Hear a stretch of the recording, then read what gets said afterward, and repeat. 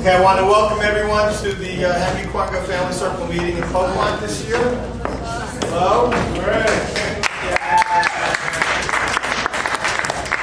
This is our 54th year together. We were founded in 1955, and I don't know how many years we've actually been coming to Pocmont, but we were trying to figure that out. We think it's at least 7 to 8 years. Yeah. 2001. Yeah. So we actually, as many of you know, we went into another family here that this is their first year here, and they've been scouting around as well for a similar location. Yeah, it's close to it. Get some privacy. Still open, it's still open. And the peers from the work that they've done as well, they seem to think this is the best location that's out there for what we're trying to do. So, you know, maybe we found our spot at least for the foreseeable future. Okay, we have a lot of business actually tonight to deal with.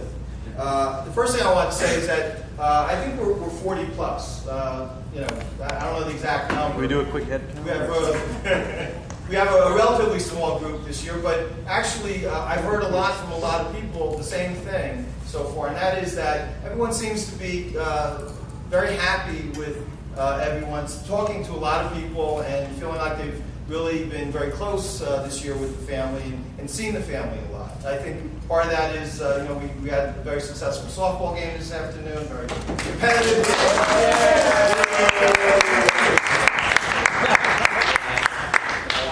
So maybe those kinds of things are the things we want to, you know, look forward to doing in the future as well.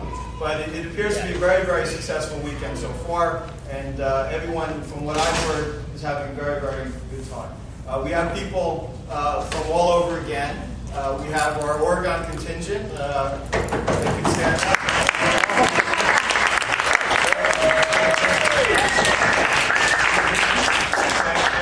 We have Virginia. We have the Virginia crowd.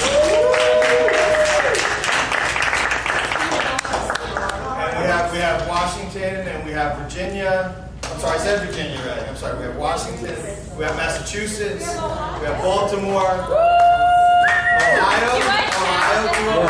Yes. Florida. Yeah. New York, New Jersey. So we have a lot of states represented. We've all come from all over the country to be here this weekend. Okay, in terms of going forward, before we actually start the official part of the meeting, most recently, I think we're all aware that we've had two very big losses in the family. I feel that you know, I knew both of these people very well. Of course, I'm talking about Ellen, I'm talking about Irv, and they had a remarkable impact on my life. And I think they've impacted all of us. But I think really to really you know, hear a little more about what's been going on with their families and our family and how that's all been connected, I think it would be best for some of the people from Oregon to speak and also from Virginia. So Carol, as the eldest, if you could say a few words about your sister.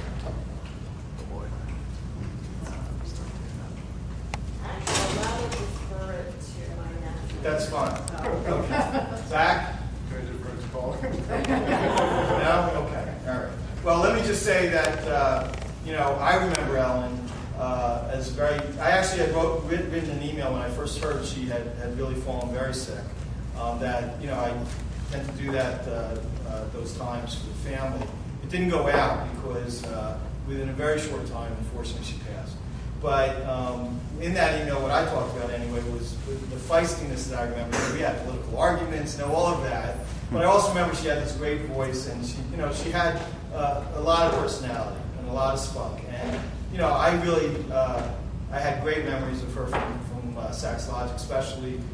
And she was a huge part of our family, and really a matriarch to, you know, to the boys that are here today. And I think, as testament to her life and everything she did, these young men wanted to be here this weekend.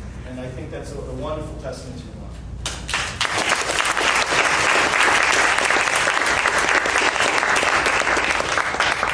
I would like to say that you left loved and happy and wish you wanted to be surrounded by your children. Great.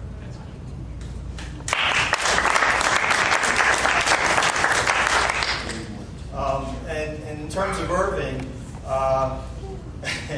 you know, I had I have my own personal memories of Irving as well. I mean, I actually asked Joe, where's Joe? Right here, right in front of Joe, could you say a few words? Yeah. You talk about Irving? Done now?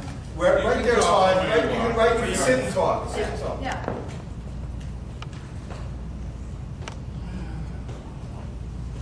It's okay. Just, you can stand from here.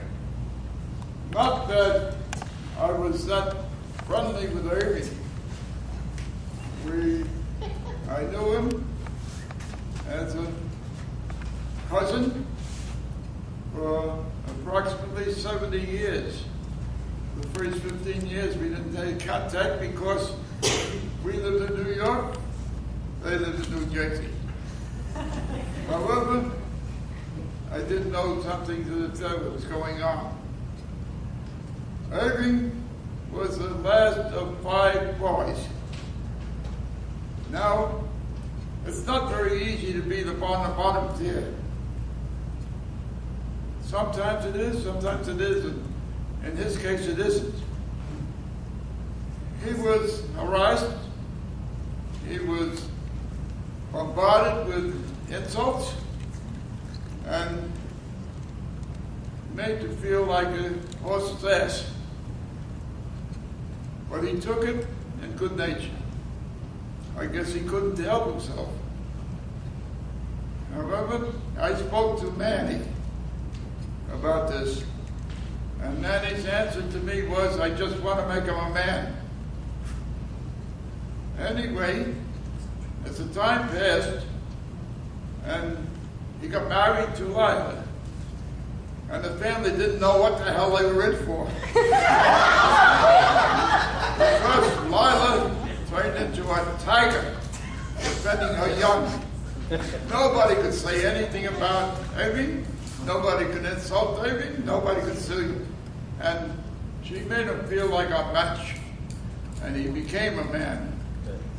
He was a good father. He was a good husband. He was a good person.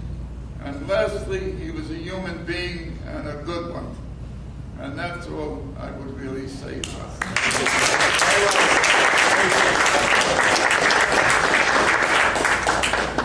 You know, he was the youngest brother. My father was the oldest brother. And I was afraid, I was thinking about what I would say about him. And I was afraid to say the things that you said. What you said was wonderful and beautiful.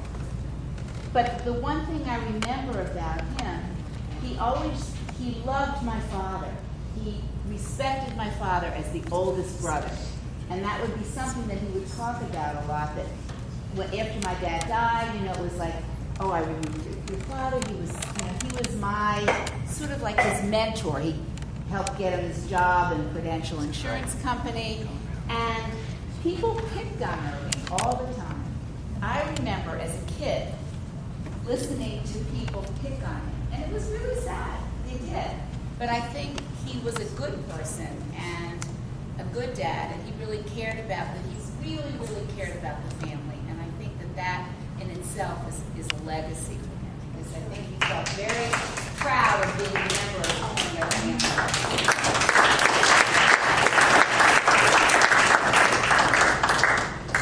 Anyone else? Well, again, I guess we would just note that he was the last brother of the 4 brothers. Five. 5 brothers. See, I said 5. And Ruth. And one sister. And one sister, right? Of course, right. So that legacy is passed, and again, I think we're reminded, just as when Ralph passed last year, that we're left behind, and it's really up to us when these great ones pass to keep their legacy going.